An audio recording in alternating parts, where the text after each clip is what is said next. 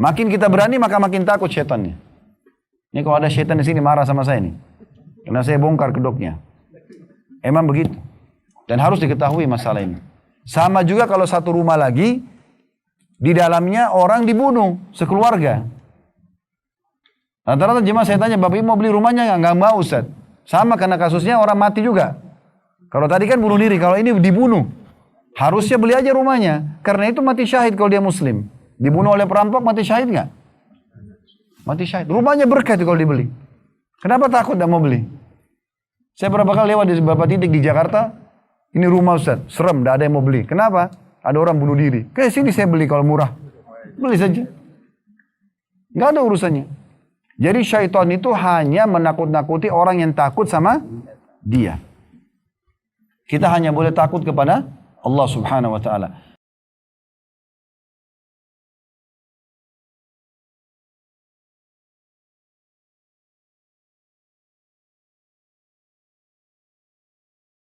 Assalamualaikum warahmatullahi wabarakatuh.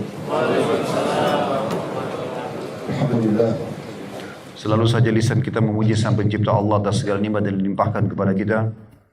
Termasuk puncaknya nikmat Islam dan iman.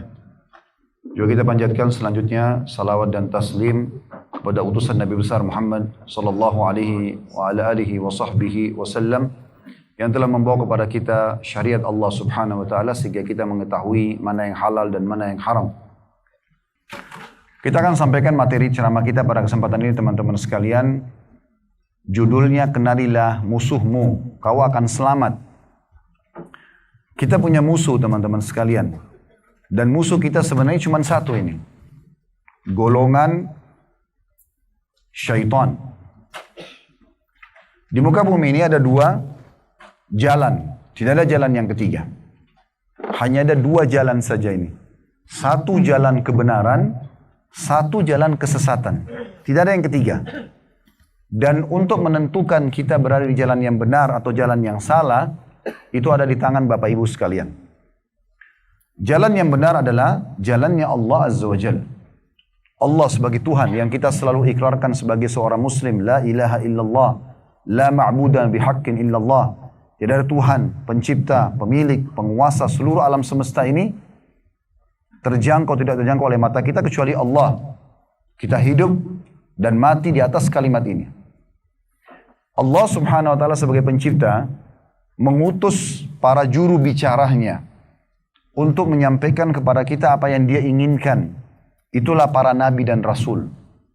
Jadi juru bicara Allah adalah para nabi dan rasul. Dan setelah para nabi dan rasul wafat, Allah wafatkan, maka diteruskan perpanjangan lidah mereka adalah para ulama dan da'i. Kalau Bapak Ibu menuju ke jalan para ulama dan da'i, selalu mengikuti panduan-panduan mereka, tuntunan-tuntunan mereka sesuai dengan Al-Quran dan Sunnah. Kapan da'i dan ulama itu mengatakan qala Allah, qala Rasul, maka kita ikutin. Maka ini jalan keselamatan dan ujungnya adalah surga. Jalan yang kedua, dan ini sesat. Tidak ada jalan yang ketiga. Benar atau salah saja. Benar atau sesat. Yang sesat ini jalannya iblis. Iblis ini salah satu dari golongan jin. Allah sebutkan dalam Al-Quran, kana minal jinni fafasaqa an amri rabbih. Dia dari golongan jin dan dia fasik terhadap perintah Tuhannya. Saya perlu jelaskan Bapak Ibu sekalian, di alam jin ini mirip dengan alam kita manusia. Ada jin yang beriman. Mirip dengan kita kalau manusia yang beriman. Jin yang beriman ini tidak akan pernah kerjasama sama manusia. Tidak akan pernah interaksi sama manusia. Tidak akan pernah menampakkan diri pada manusia. Saya mau tanya Bapak Ibu sekalian, pernah dengar nggak? Ada jin muslim ikut dalam perang Badar? Perang Uhud? Tidak ada. Nggak ada. Tidak ada satupun riwayat di mana Nabi SAW mengatakan, ini saudara kalian jin ikut di perang Badar, di perang Uhud. Ini ikut di perang Khandaq, perang Tabuk, perang Hunain, Fathi Makkah.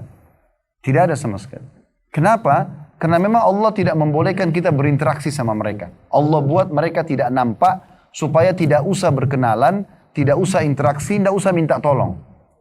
Jin-jin beriman faham itu. Makanya mereka tidak pernah ikut-ikutan dengan para sahabat Nabi. Tidak pernah ada satupun riwayat menjelaskan kalau sahabat itu punya khadam-khadam. Walaupun dikatakan jin beriman. Ada qarin, pendamping dari syaitan. Allah buat dia sebagai ujian manusia. Membisik-bisikkan keburukan. Tapi dia bukan golongan jin beriman. Yang kedua adalah jin yang fasik. Jin yang jauh dari agama. Walaupun dia berstatus muslim. Sebagaimana juga di alam manusia ada manusia yang fasik. Masih berzina, riba, berdusta, menipu, membunuh orang. Tapi dia muslim. Namanya fasik. Dan ada yang ketiga adalah kafir. Tidak beriman kepada Allah subhanahu wa ta'ala di alam jin. Dan di alam manusia pun ada yang kafir. Nah di alam jin ini Bapak Ibu sekalian, yang fasik sama yang kafir namanya syaitan.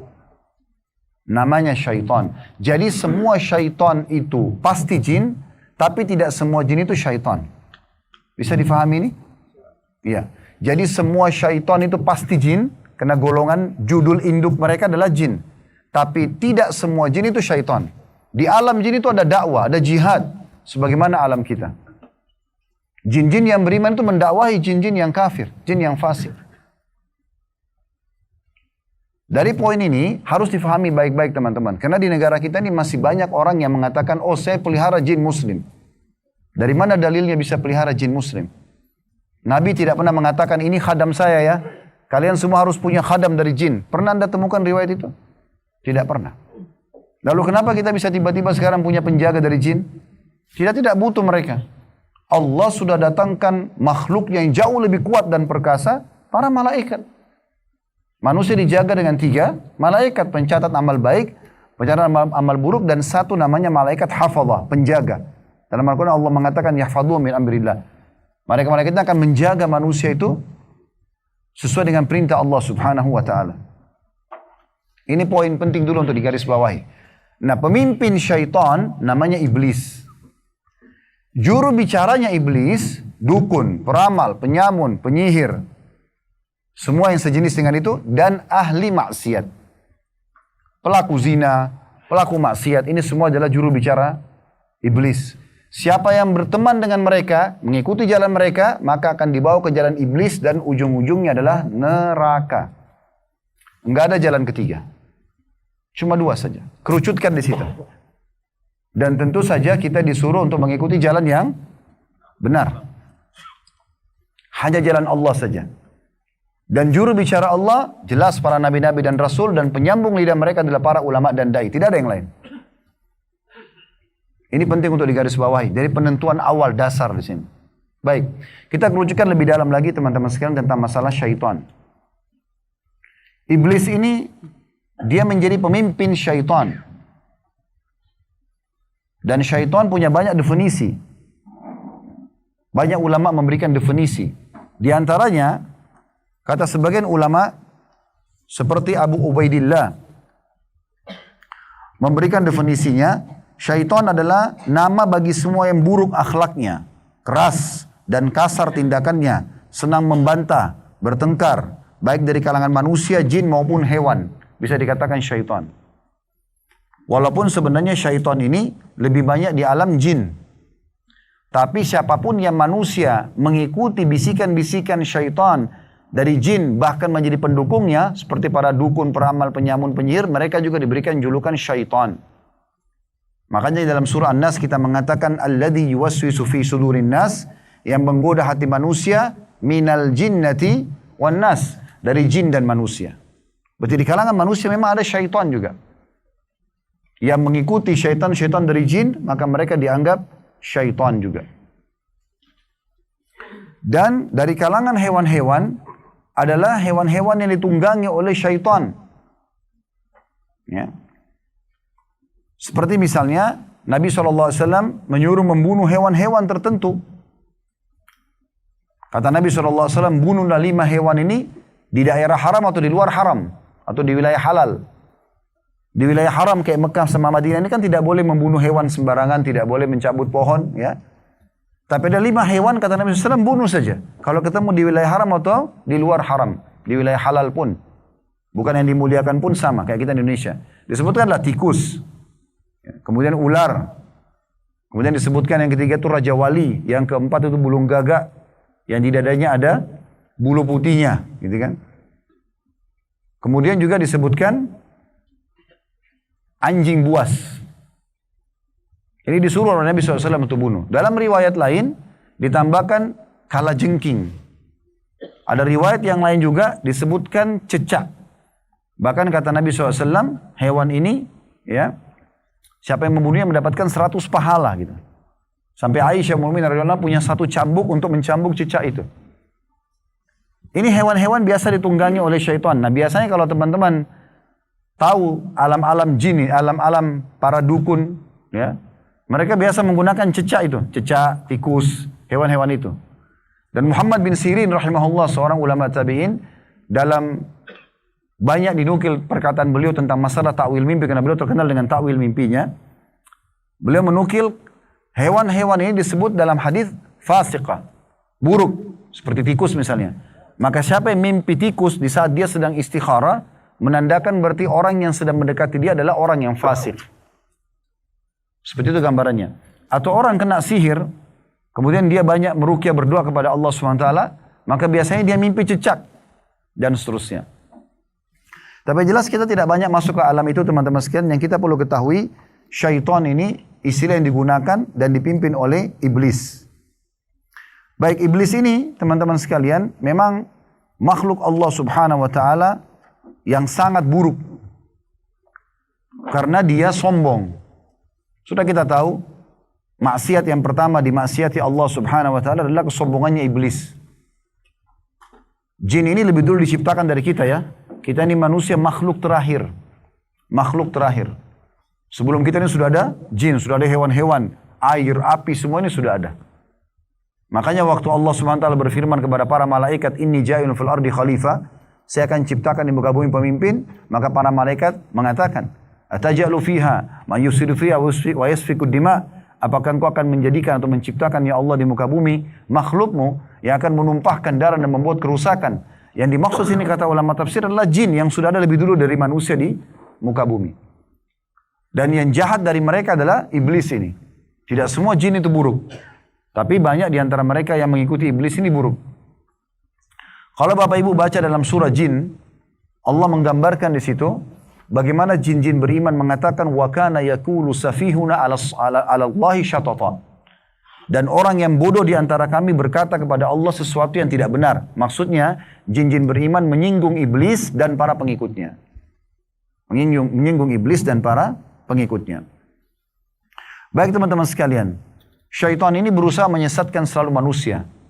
Karena setelah awalnya dia ingin mengkandidatkan diri sebagai pemimpin di bumi, tapi setelah Allah SWT ciptakan Adam, Allah angkat Adam sebagai pemimpin. Maka iblis tidak terima. Dia pun mengatakan, saya lebih baik ya Allah, engkau ciptakan aku dari api. Dia dari tanah. Tapi Allah sudah tahu sebagai mencipta. Sebenarnya bukan karena itu, tapi dia karena sombong dan dia tidak mau ada yang memimpin dia dari kalangan manusia. Maka Allah pun melaknat dia sampai hari kiamat. Perlu garis bawahi juga poin penting teman-teman sekalian. Syaitan ini dan iblis lemah. Saya ulangi lagi. Syaitan dan iblis lemah. Bahkan sangat lemah. Di Indonesia sering saya dengar, syaitan ini kuat. Wah ini godaannya kuat. Coba buktikan mana kuatnya. Bapak Ibu pernah waktu dibisikkan oleh syaitan untuk berzina, dia menjelma lalu mencekik Bapak Ibu untuk memaksa berzina? Hah? Kira-kira teman-teman kalau syaitan itu kuat, Bapak Ibu bisa umroh begini? Hah? Bisa sholat? Bisa menikah? Mungkin semua di antara syaitan-syaitan itu akan membelenggu leher kita dan kita tidak bisa buat apa-apa. Jadi persepsi mengatakan syaitan itu kuat, ini salah. Dan itu dibantah dalam Al-Quran. Karena Allah mengatakan, Inna kaida syaitani kana dha'ifa. Sesungguhnya tipu daya syaitan itu adalah lemah. Dia hanya bisa membisikkan saja. Tidak lebih daripada itu. Dia hanya bisa membisikkan. Dia misalnya menyuruh kita supaya berbuat ini dan itu misalnya. Berbuat dosa, berzina, membunuh, menggunjing dan seterusnya. Tetapi teman-teman sekalian, kalau kita nolak, dia tidak bisa buat apa-apa. Kalau kita nolak, dia tidak bisa buat apa-apa. Dia tidak akan mencekik leher kita, dia tidak akan mengikat kita, tidak bisa dia buat apa-apa. Bahkan Allah memberikan kita sebuah senjata, yaitu kita membaca isti'adzah. Isti'adzah. A'udzu billahi minasyaitonir rajim. Aku berlindung kepada Allah dari syaitan yang rajim. Kalau di Indonesia diterjemahkan dengan terkutuk ya. Kalau bahasa letterletnya rajim itu rajam, rajam. Tahu kalau orang berzina dalam Islam kalau sudah menikah dirajam ya. Diapakan itu? Dilempar dengan batu ya. Kalau tentang syaitan ini Allah mengatakan dalam surah Al-Mulk tentang bintang-bintang di langit waja'alnaha rujuman lisyayatin, dan kami jadikan bintang-bintang itu sebagai anak-anak panah untuk membakar syaitan. Ya, jadi mereka itu lemah dan mereka bisa terbakar. Teman-teman kalau baca a'udzubillahi minasyaitonirrajim, Allah akan membakar mereka. Bukan tugas kita nggak usah. Allah ini manja sekali dengan memanjakan kita. Kita nggak usah siapkan otot kita, nggak usah siapkan semua energi untuk melawan syaitan, nggak perlu. Ada gangguannya, langsung bisa baca isti'adzah. Merasa sedikit malas ibadah, merasa semangat mau buat dosa, a'udzubillahi minasyaitonirrajim. Masih ada gangguan, baca 2 kali, baca 3 kali. Hilangkan semua persepsi takut kepada syaitan. Tidak boleh. Allah mengatakan fala takhafuhum wa khafuni in kuntum mu'minin. Jangan pernah kalian takut kepada syaitan tapi takut kepadaku kalau kalian beriman. Sering kali ada orang begitu, takut ke belakang rumahnya malam-malam. Kenapa? Ada syaitan. Apalagi keyakinannya yang ngawur ini, yang salah, kuburan bisa terbuka, pocong bisa keluar. Saya tanya sini, siapa yang pernah lihat kuburan terbuka, pocong keluar? Ada yang pernah lihat? Coba angkat tangan. Hah? Cuma di sinetron. Berarti benar atau salah? Salah. Harus difahami ini. Karena banyak orang, bahkan laki-laki, sudah dewasa, begitu ada suara di belakang rumahnya, suruh istrinya yang pergi cek. Ini rupanya harus disunat 2 kali ini. Takut kenapa? Apa yang ditakuti? Kalau bapak ibu lagi takut melewati sebuah tempat, merasa merinding, berhenti, baca a'udzubillahi minasyaitonirrajim. Hilang itu. Itu hanya gangguan syaitan. Dengarkan baik-baik, sebab turunnya beberapa ayat dalam surah Jin, gara-gara orang-orang Quraisy dulu di Mekah, mereka itu sebelum Islam ya, kalau lagi mengadakan perjalanan, jalan safar, maka tanpa sebab ini, tiba-tiba pemimpin kafilahnya, pada saat mereka sudah tancapin kemah-kemahnya mau tidur malam hari, dia keliling ke seluruh anggota kafilah. Kalau kita gini, kayak kelompok kita berangkat satu pesawat begini, maka saya datang tuh, saya keliling. Naudzubillah gitu. Dia ini pemimpinnya begitu. Dia bilang, coba serahkan bekal yang terbaik kalian. Maka ada yang menyumbang keju, ada yang menyumbang gandum, ada yang menyumbang macam-macam, gitu kan. Dikumpulin sama dia, lalu pemimpin kafilah ini datang ke tengah-tengah lembah, lalu dia bilang begini, wahai penjaga lembah, ini setengah bekal kami, jangan ganggu kami. Padahal tidak ada yang ganggu dia. Lembah itu aman. Apa yang Allah gambarkan dalam surah Jin, fazaduhum rahaqa. Maka setan-setan di sekitar lembah itu makin mengerjai mereka. Jadi kalau bapak ibu makin takut, makin jadi-jadi dia. Contoh misalnya, bapak ibu lewatin sebuah rumah, ada orang bunuh diri di rumah itu. Kira-kira mau beli rumahnya nggak? Kenapa nggak mau? Takut. Nah ini yang saya mau obatin nih di kebun kurma ini. Karena selalu di persepsi kita ada ruh gentayangan. Mana ruh gentayangan? Siapa yang pernah lihat? Kalau nggak ada, kenapa percaya? Nggak ada itu. Kalau ada ruh gentayangan, kira-kira antum masih bisa tenang di sini? Hah? Kalau pocong bisa keluar dari kuburan, ketuk-ketuk rumah orang, kira-kira kita masih bisa tenang tidur? Siapa yang pernah didatangi oleh pocong ayahnya, ibunya, kakeknya, neneknya? Coba pikir secara akal sehat, ini semua perusakan akidah.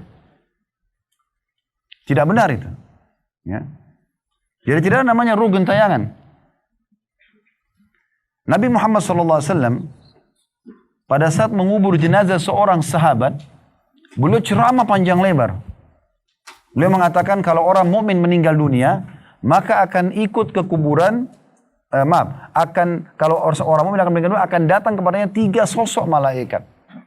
2 malaikat rahmah, kasih sayang yang membawa kain kafan dari surga, 1 malaikat maut di ubun-ubun kepalanya yang mengatakan, hai jiwa yang baik, keluarlah kepada pengampunan dan rahmat Tuhanmu. Maka ruhnya keluar lebih mudah daripada air yang keluar dari mulut kendi.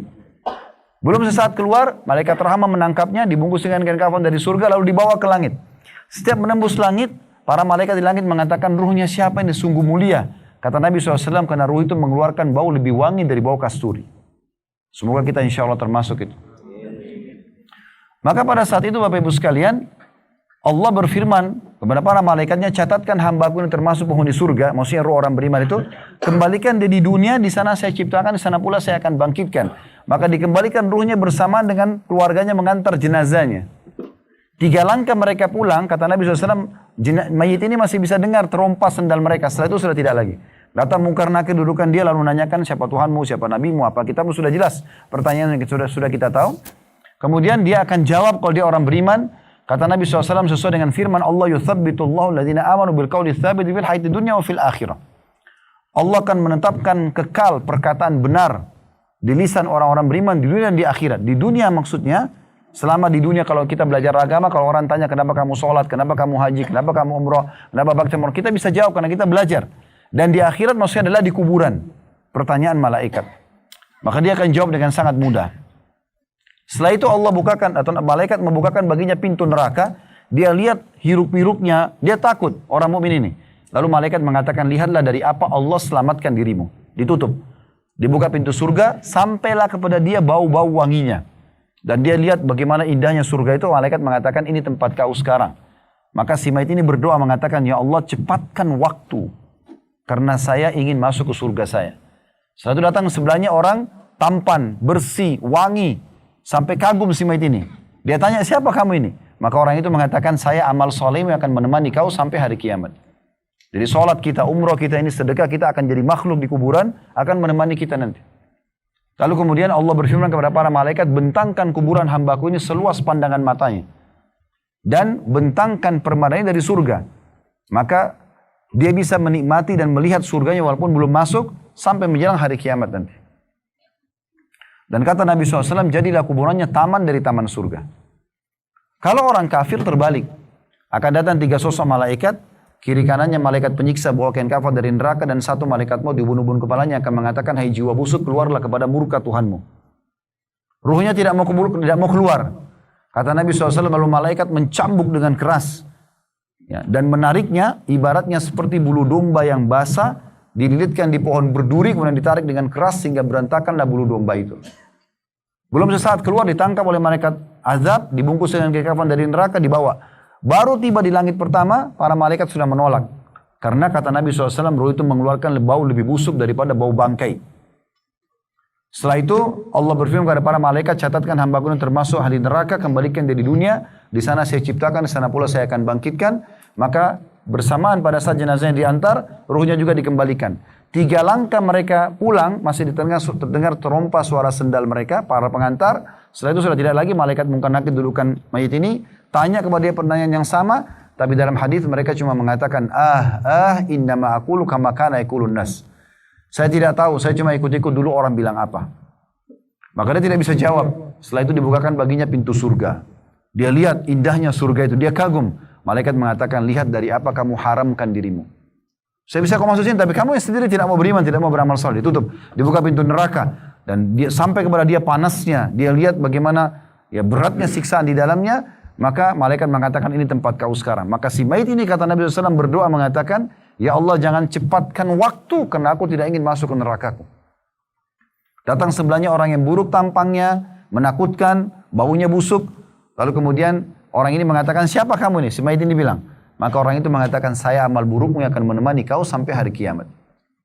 Lalu kemudian dalam 2 riwayat yang sahih, riwayat Bukhari, ya, disebutkan bahwasanya Nabi SAW bersabda, maka kedua dinding kuburannya menjepit tubuhnya sampai tulang rusuknya seperti ini. Nabi SAW menyatukan jari-jari beliau. Kemudian disempurnakan lagi, dijepit lagi. Begitu terus sampai menjelang hari kiamat. Riwayat yang kedua, Allah mengutus malaikat yang tidak punya pendengaran dan penglihatan. Allahu alam seperti bagaimana atau seperti apa. Yang jelas seperti itu hadisnya. Kemudian diutus kepadanya malaikat ini membawa sebuah besi. Yang besi itu kata Nabi SAW, kalau seluruh jin dan manusia miliaran jumlahnya, Mereka semua bekerja sama untuk membalikkan saja, mereka tidak mampu karena beratnya. Lalu dihantamkan kepada orang ini, maka hancurlah orang tersebut. Kemudian diutuhkan kembali, begitu terus sampai menjelang hari kiamat. Maka jadilah kuburannya lubang dari lubang neraka. Sebagian ulama hadits menggabungkan keduanya. Jadi sambil dinding kuburan menjepit tubuhnya tulang rusuk seperti ini, sambil juga dihantam hancur. Begitu terus sampai hari kiamat. Maka jadilah kuburannya lubang dari lubang neraka. Ini kondisi kuburan. Kalau tadi saya kasih contoh ada satu rumah, Bapak Ibu sekalian, ada orang bunuh diri di situ. Ya, dia mati bunuh diri. Tadi bapak-bapak ada sebagian mengatakan saya tidak mau beli rumahnya. Kenapa? Takut ada ruh gentayangan. Orang itu yang bunuh diri mati dalam keadaan berbuat dosa. Walaupun dia muslim kan. Apalagi kalau dia kafir. Berarti dia sedang diapakan di kuburan? Ada waktu keluar gentayangan nggak? Terus kenapa yakin gentayangan ini? Kenapa takut? Makin bapak ibu takut, makin jadi-jadi tuh suara di rumah. Suara bayi di atap, pintu rumah di belakang bunyi cangkul sendiri dan segala macam. Ini semua permainan syaitan. Di saat bapak ibu takut sama syaitan. Makin kita berani maka makin takut syaitannya. Ini kalau ada syaitan di sini marah sama saya nih. Karena saya bongkar kedoknya. Emang begitu. Dan harus diketahui masalah ini. Sama juga kalau satu rumah lagi, di dalamnya orang dibunuh sekeluarga. Rata-rata jemaah saya tanya, Bapak Ibu mau beli rumahnya nggak? Nggak mau Ustaz. Sama karena kasusnya orang mati juga. Kalau tadi kan bunuh diri, kalau ini dibunuh. Harusnya beli aja rumahnya. Karena itu mati syahid kalau dia muslim. Dibunuh oleh perampok mati syahid nggak? Mati syahid. Rumahnya berkah itu kalau dibeli. Kenapa takut nggak mau beli? Saya berapa kali lewat di beberapa titik di Jakarta. Ini rumah Ustaz, serem, nggak ada yang mau beli. Kenapa?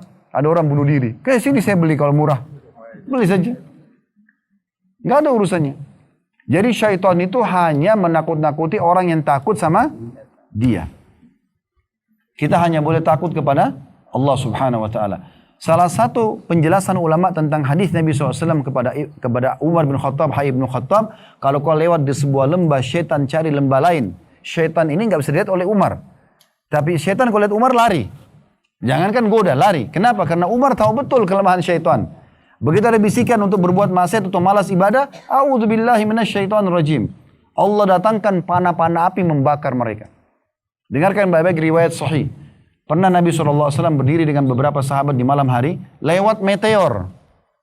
Lalu kata Nabi SAW kepada para sahabat, apa yang kalian bilang di masa jahiliyah dulu kalau lihat seperti ini? Kata para sahabat, ya Rasulullah, kami yakin masa itu, kalau lewat meteor begini berarti ada satu tokoh baru lahir, atau ada satu tokoh mati. Kalau saya lihat di Indonesia sebagian ada yang buka dompetnya katanya mau dapat duit lah, apalah. Ini tidak tahu dari mana khurafatnya. Siapa pengarang bukunya, gitu kan? Yang jelas kata mereka, ya Rasulullah, di masa jahiliyah kami kalau lihat ini, kami anggap ini ada satu tokoh baru lahir atau satu tokoh mati. Kata Nabi SAW, bukan seperti itu. Sesungguhnya Allah Azza wa Jal, kalau menentukan sebuah keputusan, maka pemikul arsy-Nya Allah bertasbih. Kemudian setelah itu, malaikat-malaikat di langit 7 lapis di atas kepala kita, itu semua bertasbih. Lalu menanyakan apa keputusan Tuhan kita. Maka mereka saling memberitahukan tentang informasi apa yang Allah inginkan, kejadian yang akan terjadi. Besok hari nih. Maka syaitan kata Nabi SAW bersusun-susun sampai seperti ini. Nabi berikan gambaran telapak tangan beliau. Sampai ke langit. Untuk mencuri informasi itu. Lalu malaikat memanah mereka dengan panah-panah api. Meteor yang kalian lihat itu adalah serpihan bintang yang dipakai untuk memanah syaitan. Itu yang benar dalam hadis. Lalu kata Nabi SAW, banyak di antara mereka yang mati terbakar. Ada juga di antara mereka yang sempat lolos. Lalu mereka menyampaikan informasi yang mereka curi dari langit kepada teman-temannya para dukun. Yang berpapasan memang betul informasi dari langit, maka benar terjadi. Akan hujan di sana, akan sakit si fulan, akan ini dan itu. Tapi itu informasi dari langit, bukan karena mereka tahu. Mereka nggak tahu itu. Mereka nggak tahu. Dan sayang sekali banyak di antara dukun tidak tahu, mereka ditipu oleh syaitan. Karena kata Nabi SAW dalam penutupan hadits ini, dan ketahuilah, syaitan-syaitan ini membumbuhi satu informasi itu dengan 99 kedustaan. Bohong itu. Menipu orang. Di Saudi ini banyak dukun-dukun ditangkap, ada pemerintahan khusus untuk menangkap di sini. Itu pada saat mereka ditangkap, ada yang saya pernah lihat cuplikannya sendiri. Disuruh coba praktikin bagaimana kau panggil syaitan. Susah sekali. Dia harus pakai baju merah, dia cambuk badannya, dia melakukan ritual-ritual tertentu hanya untuk minta 1-2 hajat. Subhanallah. Orang beriman kepada Allah tinggal wudu, angkat tangan atau angkat tangan walaupun dalam wudu, tinggal memuji Allah, minta Allah kasih. Para sahabat Nabi ridwanullahi alaihim kalau sendal mereka putus, mereka angkat tangan ke langit langsung minta sama Allah, minta sendal dari langit. Minta dari Allah Subhanahu wa taala. Allah sudah buat sebuah sistem Bapak Ibu sekalian. Tentu kalau kita minta sendal, Allah nggak lempar sendal dari langit. Kalau kita sakit, kita minta sembuhkan, Allah tidak lemparkan obat dari langit. Kita minta jodoh, Allah tidak lempar maksud dari langit. Bagaimana sistem Allah buat? Sistem itu adalah kita kalau berdoa secara manusiawi, nanti tiba-tiba kita setelah berdoa Allah ijabah nih. Kita ngobrol sama satu teman kita, cerita tentang masalah penyakit kita. Lalu dia bilang, oh di sana ada dokter yang bagus. Kita ke sana, konsultasi cocok, resepnya cocok, sembuh. Apakah dokter sama resep yang sembuhkan? Demi Allah bukan. Allah Subhanahu wa taala. Itu sebabnya. Itulah cara Allah menjawab doa kita.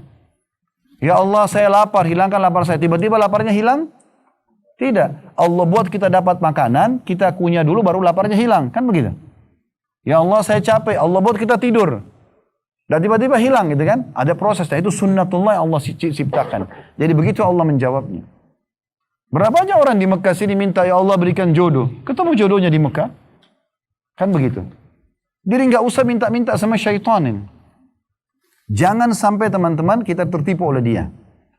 Dengarkan baik-baik, ini Allah ceritakan dalam Al-Quran. Kalau mau lihat surah Ibrahim, ayat 22. Ini khutbahnya iblis. Di hari kiamat nanti. Surah Ibrahim, surah nomor 14, ayatnya 22.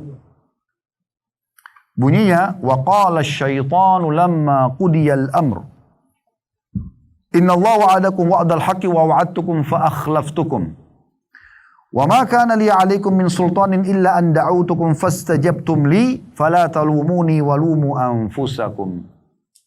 Artinya, dan berkatalah syaitan, iblis yang dimaksud di sini pimpinan mereka, tak kala perkara hisab telah selesai. Sesungguhnya Allah telah menjanjikan kepada kalian janji yang benar. Salatlah dapat ini, puasalah dapat ini, umroh hajilah dapat ini. Diceritakan semua dapat keutamaan, lalu kemudian nanti puncaknya masuk surga. Allah janji benar itu. Dan aku pun, kata iblis, telah menjanjikan kepada kalian tetapi aku menyalahinya. Menipu kalian. Gak usah sholat dulu, gak usah begini dulu, ditunda-tunda sengaja. Tapi aku menipu kalian. Ini Allah sudah bongkar kepada kita dari 1400 tahun yang lalu. Lalu iblis berkata, sekali-kali tidak ada kekuasaan bagiku terhadap kalian. Dia tidak bisa cekik kita, gak bisa tarik tangan kita, gak bisa paksa kita maksiat, tidak bisa buat apa-apa. Syaitan lemah. Sekali-kali tidak ada kekuasaan bagiku terhadap kalian, melainkan sekedar aku menyeru kalian, cuma bisikin saja. Lalu kalian memenuhi seruhanku. Oleh sebab itu jangan kalian mencerca aku, tapi cercalah diri kalian sendiri. Ini khutbah iblis nanti di neraka. Dalam sebuah hadis sahih Nabi SAW jelaskan itu. Nanti akan keluar sebuah tiang besar di neraka, iblis diikat lalu dia bicara ini. Dia sampaikan khutbahnya ini.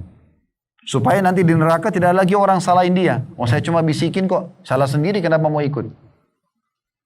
Jadi saya sering gambarkan ibarat syaitan itu teman-teman.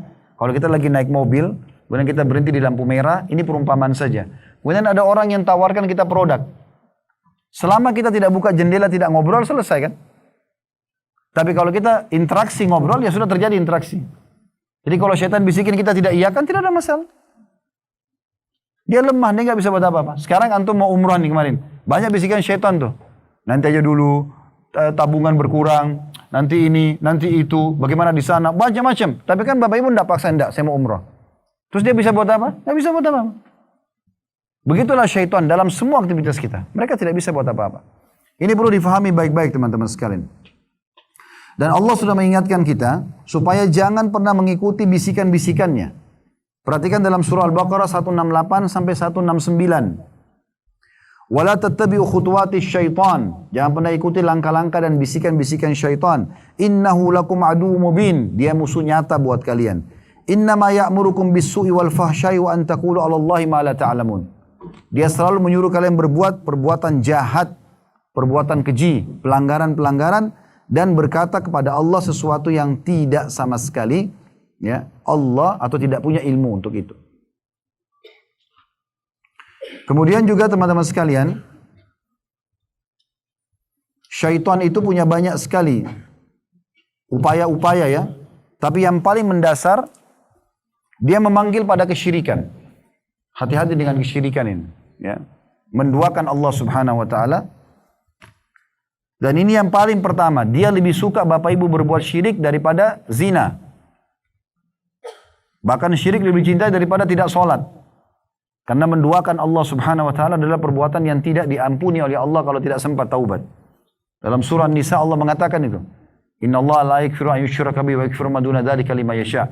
Allah tidak akan pernah maafkan orang yang berbuat syirik kepadanya kalau meninggal dalam keadaan syirik itu, ya, dan dia masih mengampuni selain dosa itu. Makanya syaitan ingin kita berbuat syirik, hati-hati. Dalam surah Al-Hasyr ayat 16 Allah sebutkan, kamathali syaitani idh qala lil insani kfur falamma kafara qala inni bari'un minka inni akhafullaha rabbal alamin. Bujukan ya, orang-orang munafik itu seperti bujukan syaitan, kata Allah. Dia berkata pada manusia, kafirlah kamu, berbuat dosalah kamu. Maka tak kala manusia melakukan itu, maka dia mengatakan, aku berlepas diri darimu, dan sungguhnya aku takut kepada Allah, Rabb semesta alam. Dalam sebuah hadis, ya, hadis qudsi ya, hadis qudsi ini hadis sahih diriwayatkan Imam Muslim. Allah subhanahu wa ta'ala berfirman, wa inni khalaqtu ibadi hunafa'a kullahum. Sesungguhnya aku ciptakan hamba-hambaku semuanya lurus. Ya. Semuanya itu berada di agama yang lurus. Wa innahum atathumus syayatina fajtalathum. Kemudian syaitan-syaitan datang menyelewengkan mereka dari agama mereka. Fajtalathum an dinihim wa harramat alaihim ma ahlaltu lahum. Lalu syaitan coba mengharamkan apa yang sudah aku halalkan untuk mereka. Wa amarathum an yushriku bi ma lam unzil bihi sultana. Dan syaitan fokus membuat mereka menyekutukan aku dengan sesuatu, padahal aku tidak pernah menurunkan dalil apapun atas kesyirikan itu. Dan ini yang dia lakukan. Makanya hati-hati teman-teman sekalian, syirik ini menduakan Allah. Bapak Ibu sudah tahu belum? Kalau Abu Jahal sama Abu Lahab itu tahu kalau Ka'bah rumahnya Allah. Udah tahu belum? Abu Jahal sama Abu Lahab itu haji juga loh. Tapi mereka datangkan patung-patung di dekat Ka'bah, ada 360 patung, lalu mereka sembah patung itu. Mereka jadikan sekutunya Allah. Jadi sambil berdoa sama Allah, sambil minta juga sama patung itu. Nah ini mirip dengan orang yang pakai jimat. Minta sama Allah muslim tapi masih pakai jimat. Kenapa yakin sama jimat? Ini sudah azan, kita break sholat. Saya cuma mau sampaikan, ada pernah seseorang datang di majelis salah satu ulama di sini, Syekh Utsaimin rahimahullah. Kemudian temannya bilang, Syekh, ini teman saya ini temannya yang beriman bilang, ini teman saya ini bawa jimat, dia mengaku kebal. Kata Syekhnya, baik, pengajian kita berhentikan dulu, kita diskusi masalah ini. Langsung pada saat itu. Kebetulan yang ceritakan ini orang yang hadir langsung di majelis itu. Saya kebetulan tidak hadir waktu itu, tapi ini yang hadir ceritakan pada saya.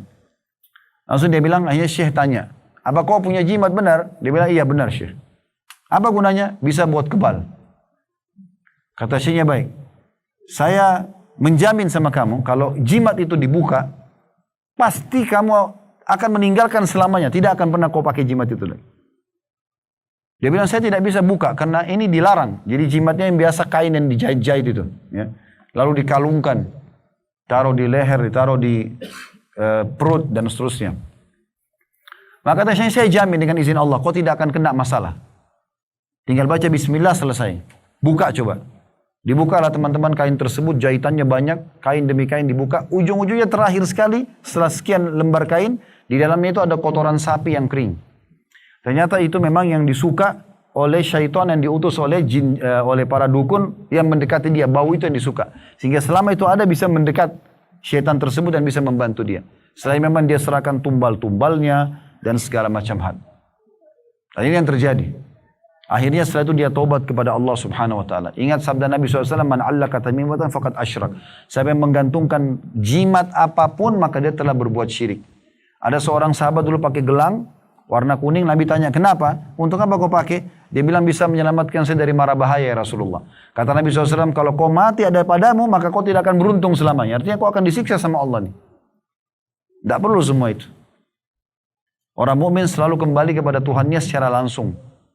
Dan jangan pernah berbuat syirik kepada Allah SWT. Ingat, benda-benda semua selain daripada Allah makhluk sama kita. Kita sama dengan api, sama dengan batu, sama dengan jin, sama dengan pohon-pohon, sama sebagai makhluk. Cuma beda fungsi dan ciptaan Allah Subhanahu wa taala. Jangan pernah menyembah mereka. Jangan sekutukan mereka dengan Allah Subhanahu wa taala. Banyak orang menipu diri sendiri, mereka melakukan perbuatan ini, mereka panggil-panggil syaitan. Datang ke gua bersemedi, datang ke lautan, mereka panggil-panggil syaitan, penjaga ini, penjaga itu, padahal sebenarnya tidak ada. Bapak Ibu, saya sarankan sebagai penutup dalam kajian kita ini, insya Allah sebentar mungkin kita lanjutkan beberapa poin lagi. Baca surah nomor 77 dan 79 tentang para malaikat. Semua ini yang mengatur pergantian siang malam, pergantian musim, populasi manusia, populasi hewan, tumbuh-tumbuhan, yang mengurus lautan, hutan-hutan, itu para malaikat. Mereka ditugaskan sama Allah SWT. Jin tidak ada sama sekali fungsinya di situ. Jadi nggak usah panggil-panggil penjaga lembah, penjaga ini nggak ada. Allah SWT pemilik dan malaikat ditugaskan oleh Allah SWT untuk itu. Allahu a'lam. Baik, sampai sini bahasan kita, insya Allah. Kita break sholat dulu supaya tetap on time sholatnya. Semua bermanfaat. Subhanakallahumma bihamdika. Asyhadu an la ilaha illa anta astaghfiruka wa atubu ilaik. Assalamualaikum warahmatullahi wabarakatuh.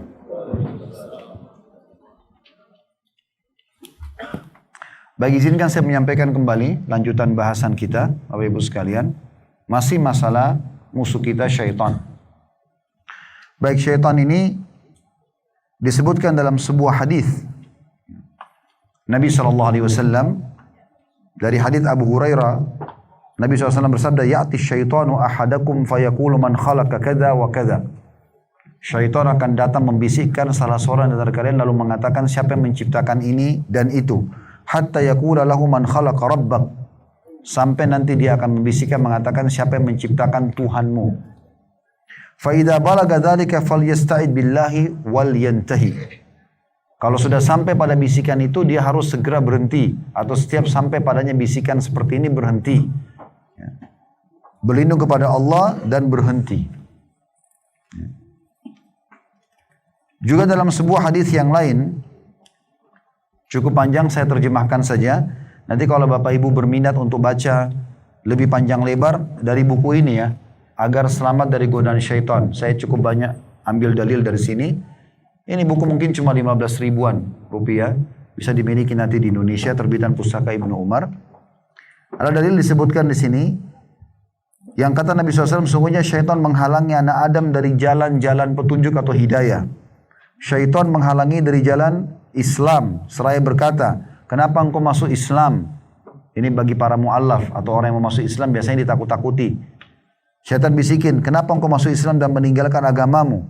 Agama bapak-bapakmu dan agama nenek moyangmu.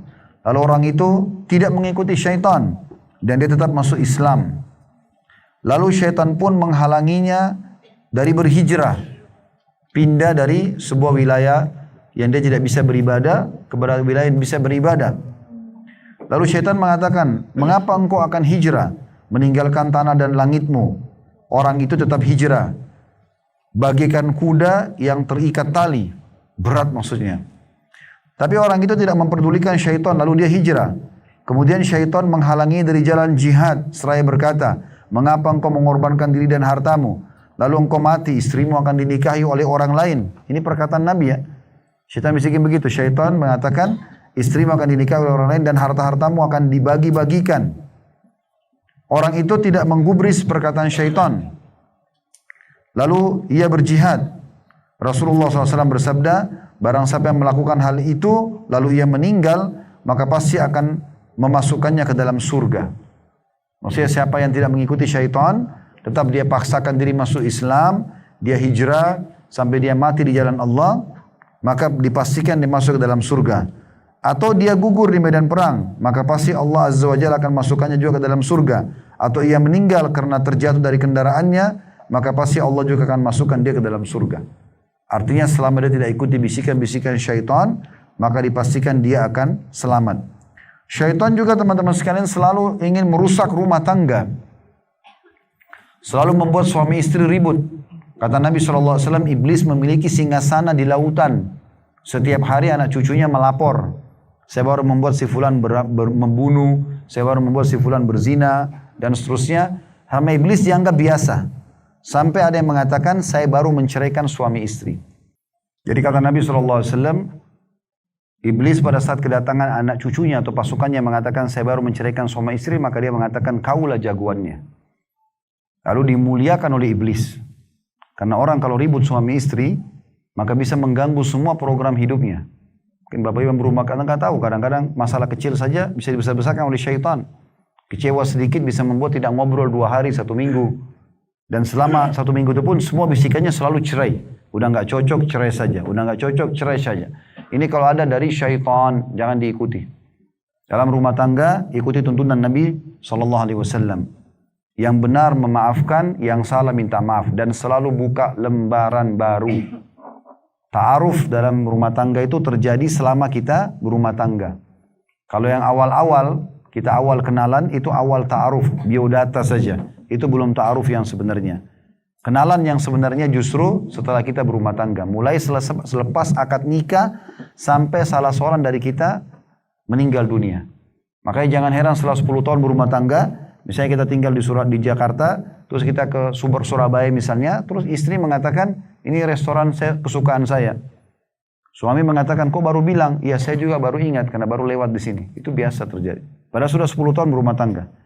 Bahkan ada kadang-kadang karakter kita, mungkin sudah kakek-kakek nenek-nenek masih belum berubah. Butuh ta'aruf, memang begitu. Ya. Jadi jangan buru-buru selalu mau cerai karena itu langkah syaitan. Makanya Nabi SAW mengatakan perbuatan halal yang paling Allah benci adalah perceraian. Ini permulaan syaitan. Jadi jangan pernah biarkan syaitan menguasai ini. Makanya Nabi SAW mengatakan wanita ahli surga dikatakan adalah wanita yang kalau dia disakiti atau dia menyakiti, dia akan datang memegang tangan suaminya sambil mengatakan, saya tidak bisa pejamkan mata sampai kau ridho kepadaku. Jadi dia tidak buka pintu syaitan.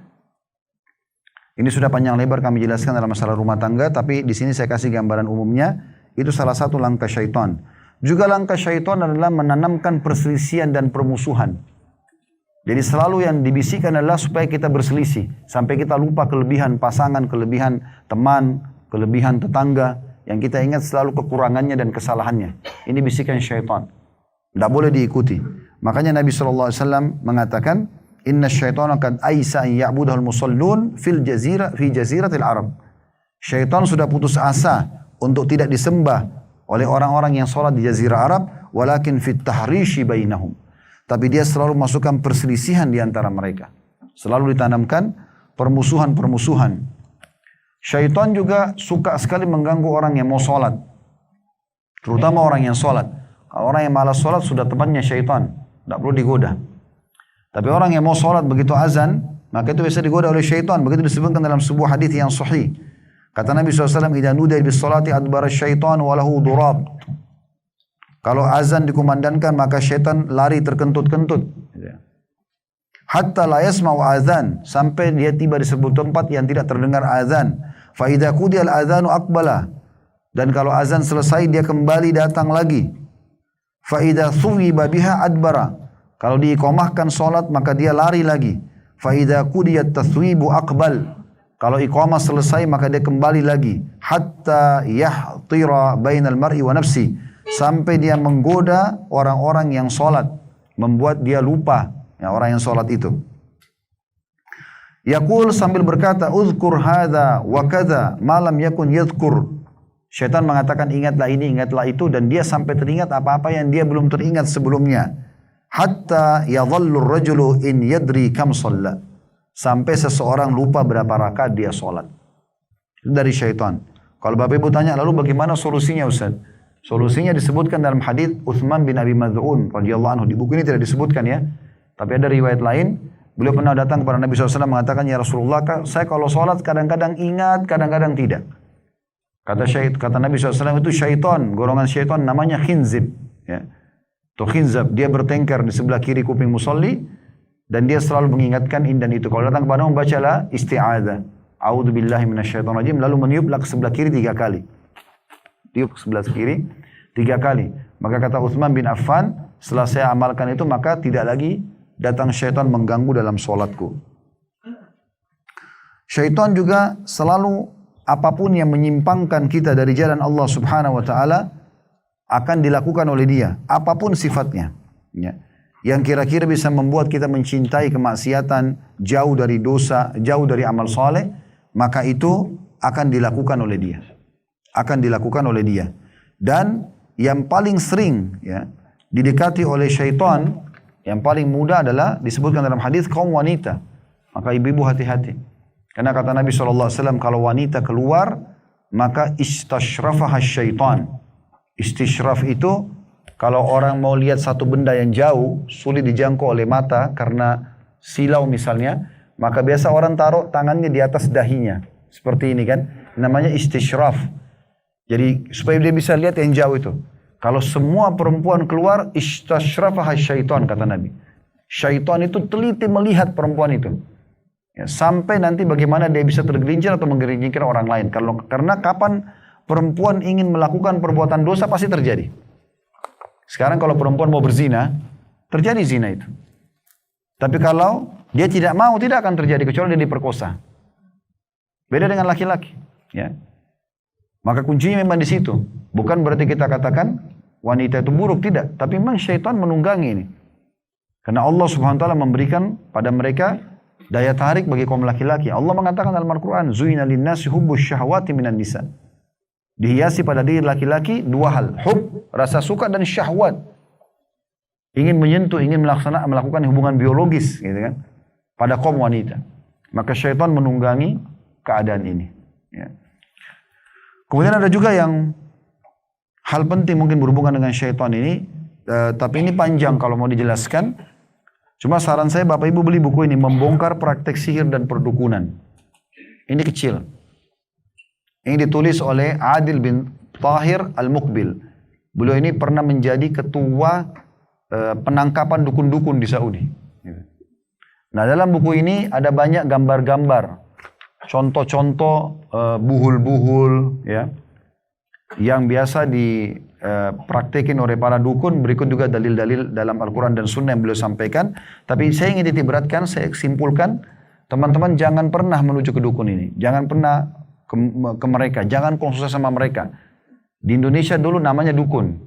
Tapi setelah banyak ditangkap oleh masyarakat, ada yang dibunuh, ada yang segala macam, ganti nama. Tapi tidak tanggung-tanggung. Ganti namanya paranormal. Di atas orang normal. Ya. Orang pintar. Padahal ini bukan orang pintar ini. Orang pintar itu orang yang beriman sama Allah. Orang yang minta tolong sama syaitan ini orang bodoh kena ditipu sama syaitan. Ya. Tapi begitulah. Kuasa Allah Subhanahu wa taala mereka ada dari zaman dulu, gitu kan. Jadi kita di Indonesia sebagai negara yang mayoritas muslim jangan pernah terpengaruh dengan mereka. Tidak usah datang. Ingat sabda Nabi SAW, siapa yang mendatangi dukun, peramal, penyamun, penyihir, bertanya, belum percaya. Cuma datang saja bertanya. Tebak garis tangan, tebak nasib. Terus mau lintas alam, mau buat istrinya atau suaminya suka tapi lintas alam, pakai jasa jin. Bukan pakai alam manusianya dia. Mau usahanya maju pakai pelaris-pelaris yang tidak masuk akal, gitu kan. Maka dia mau lintas alamin. Kata Nabi SAW, siapa yang datang kepada dukun, peramal, penyamun, penyihir, bertanya, belum percaya, dia cuma datang saja. Walaupun cuma coba-coba, tidak diterima sholatnya 40 hari. 40 hari ini bukan ke depan ya, yang sudah Bapak Ibu kerjakan. Hapus, habis 40 hari, saking luar biasanya. Dalam hadis yang lain, kata Nabi SAW, siapa mendatangi dukun, peramal, penyamun, penyihir, bertanya dan percaya. Kalau itu dengan percaya, maka dia telah kufur kepada apa yang diturunkan kepada Muhammad SAW. Jadi nggak boleh percaya mereka. Bapak Ibu sudah tahu belum? Hukum, kalau ada hukum Islam, dukun itu hukumnya kalau ketangkap, kepergok, lagi praktek, dipenggal. Dipenggal. Di Saudi ini kalau ditangkap mereka, dimasukin penjara. Walaupun di penjara mereka tobat, hukumnya tetap penggal. Tobat itu urusan dia sama Allah. Tapi keburukan yang dia lakukan sudah terlalu banyak. Menceraikan suami istri. Ya. Banyak sekali yang terjadi kerusakan.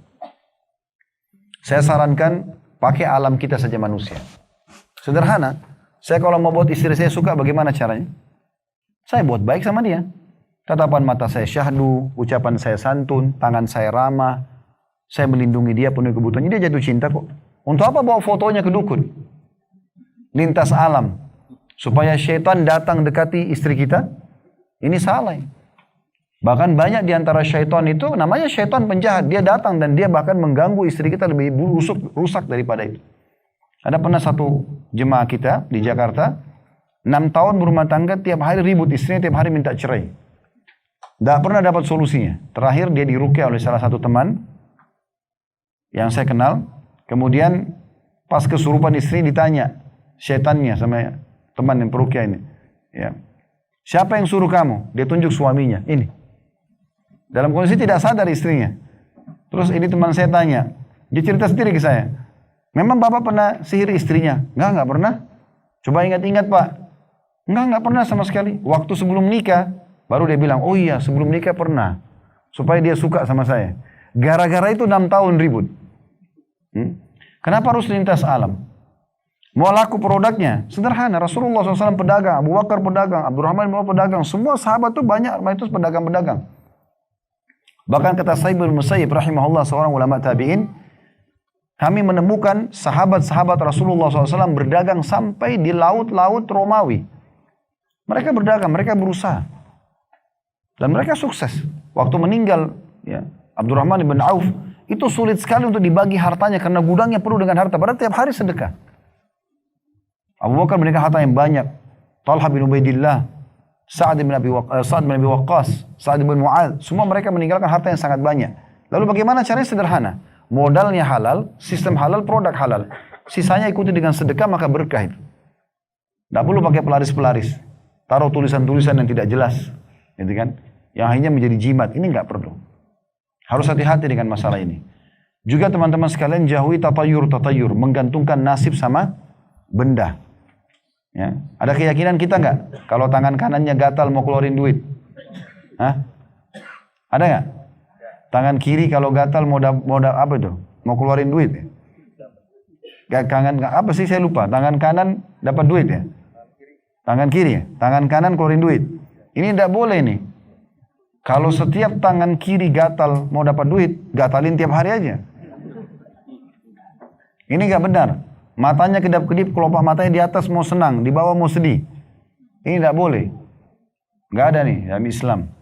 Orang-orang Arab dulu punya dua cara mirip-mirip seperti ini, tapi mereka punya cara menggunakan burung merpati, bulu burung merpati. Orang-orang Mekah dulu, mereka ambil burung merpati, diambil, terus mereka datang ke dukun, lalu mereka serahkan 3 bulu burung merpati. Satunya ditulis jalan, kerjakan, yang satu tidak kerjakan, yang satu kosong, ditaruh satu kotak. Kalau dia mau safar, dia mau menikah, mau buka usaha, dia datang ke dukun itu, kemudian dia bayar, lalu dia masukkan tangannya ke dalam kotak tanpa dia lihat. Kalau keluar bulu yang ada tulisannya kerjakan, berarti dia anggap dia berhasil, dia sukses nanti. Kalau dia ambil yang tertulis jangan kerjakan, berarti dia akan kena ya, bahaya kalau dia kerjakan. Kalau keluar yang tidak ada tulisannya, dia ulangi lagi. Itulah diambil dari kata-kata tatayur, menggantungkan nasib sama burung. Ada juga cara yang kedua, mereka lepaskan burungnya itu. Kalau mereka misalnya mau ke arah barat, burungnya ke arah barat terbangnya, nah berarti dia akan berhasil. Kalau ke arah kiri, ke arah timur, berarti dia akan celaka. Nah ini cara orang-orang kafir Quraisy dulu. Dan ini dihapus dalam Islam. Tidak ada semua itu, Bapak Ibu sekalian.